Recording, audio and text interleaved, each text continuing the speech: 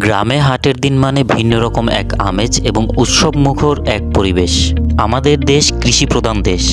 বাংলাদেশে প্রায় 80% লোক গ্রামে বসবাস করে, আর বাংলাদেশে 25,000-এর উপরে প্রায় গ্রাম রয়েছে। আসসালামু আলাইকুম, আরটি ব্লগ ফেসবুক পেজে সকলকে স্বাগতম। আজকের ভিডিওটা আমাদের গ্রামের হাট নিয়ে। তো চলুন বেশি দেরি না করে শুরু করা যাক।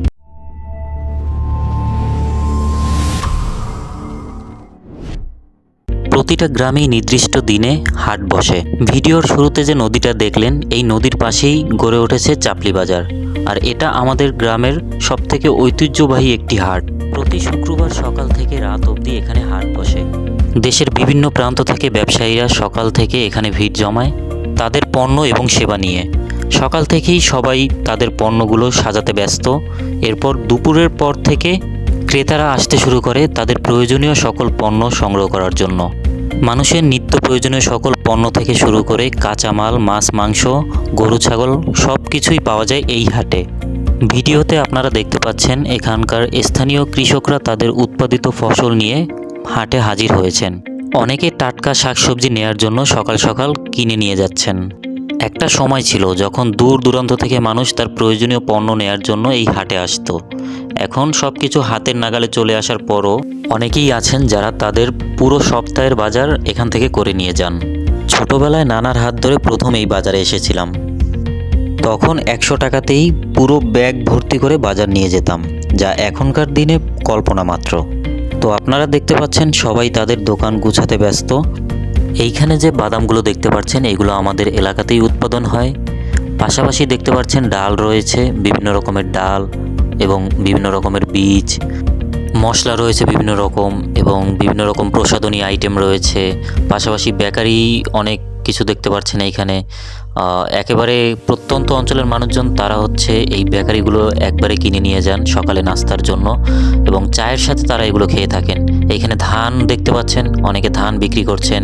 বিভিন্ন রকম তেল, পেঁয়াজ, আলু, রসুন এগুলো রয়েছে। এইখানেও দেখতে পাচ্ছেন একজন বাদাম বিক্রি করছেন, বিভিন্ন রকমের বাদাম। আমরা এগুলো দেখলাম এবং দামও জিজ্ঞাসা করলাম। তো এখন বিকেল হয়ে গিয়েছে, আমরা নামাজ শেষে খাওয়া দাওয়া করে বাজারে আরেকবার আসলাম। তো দেখতে পাচ্ছেন অনেকেই বাজারে বাজার করার জন্য আসছেন। এখানে বিভিন্ন রকমের শাকসবজি দেখতে পাচ্ছেন আপনারা, যেগুলো আমাদের এলাকায় উৎপাদন হয়। এইখানে এক ভাই পেঁয়াজু, সিঙ্গারা এবং জিলাপি বিক্রি করছেন, দেখতে পাচ্ছেন। একজন গাছের বড়ই নিয়ে এসেছেন, আমরা তার সাথে কথা বললাম, স্থানীয় বড়ই। এরপর একজন দেখতে পাচ্ছেন এখানে আমিরটি তৈরি করছে এবং জিলাপি তৈরি করছে। ছোটবেলায় যখন নানার সাথে বাজারে আসতাম, তখন এই আমিরটি খাওয়ার জন্য বায়না ধরতাম, আর নানা কিনে দিতেন এবং খেতে খেতে বাড়িতে যেতাম। আমিরটি বানানোর প্রসেসটা দেখতে পাচ্ছেন। এইখানে জিলাপির মতোই তেলে ভেজে এরপর শিরায় চুবানো হয়। আমাদের এলাকায় এগুলোকে আমিরটি বলে, জানি না অন্য অন্য এলাকায় কী বলে। তো দেখতেই পাচ্ছেন এইখানে দেখতে পাচ্ছেন স্থানীয় গাছের সুপারি রয়েছে। যারা পান খান তারা এখান থেকে পান, সুপারি কিনে নিয়ে যান। পাশাপাশি এখানে বেকারি আইটেম দেখতে পাচ্ছেন, আরও কয়েকটা দোকান উঠেছে।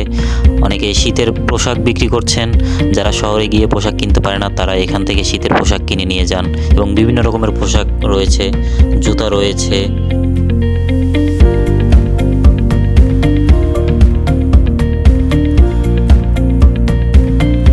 আগে যখন গ্রামে থাকতাম, প্রতি শুক্রবার এই মামার চটপটি খেতাম। এখানে দেখতে পাচ্ছেন ভাগা দিয়ে মশলা বিক্রি করছেন। আমরা সকালবেলায় এই রোড থেকেই গিয়েছিলাম, তখন তেমন মানুষজনের ভিড় ছিল না। এখন মানুষজন কেবল আসতে শুরু করেছেন। তো কিছুক্ষণের মধ্যেই এইখান দিয়ে হাঁটা যাবে না, অনেক মানুষজন থাকবেন। এইখানে এই মামার সাথে আমরা কথা বললাম। এইখানে যে বেকারি আইটেম, তারপর মোয়া দেখতে পাচ্ছেন, চানাচুর, এগুলো সব কিছু আমাদের এলাকাতেই তৈরি হয়। আর এইখানে বড়ই রয়েছে, এই বড়ইগুলো বিভিন্ন এলাকা থেকে আসে। পাশাপাশি এইখানেও সবজি বিক্রি করছেন, আর এইখানে ভুট্টা সিদ্ধ করে নিয়ে এসেছেন অনেকে বিক্রি করার জন্য। এখানে একজন ভেষজ ঔষধ বিক্রি করছেন। গ্রামের হাট মানেই এক আনন্দমুখর পরিবেশ। তো ফ্রেন্ডস, এই ছিল আমাদের আজকের ভিডিও। আশা করি ভালো লেগেছে আপনাদের কাছে। দেখা হবে পরবর্তী কোনো ভিডিওতে। ভালো থাকবেন, সুস্থ থাকবেন।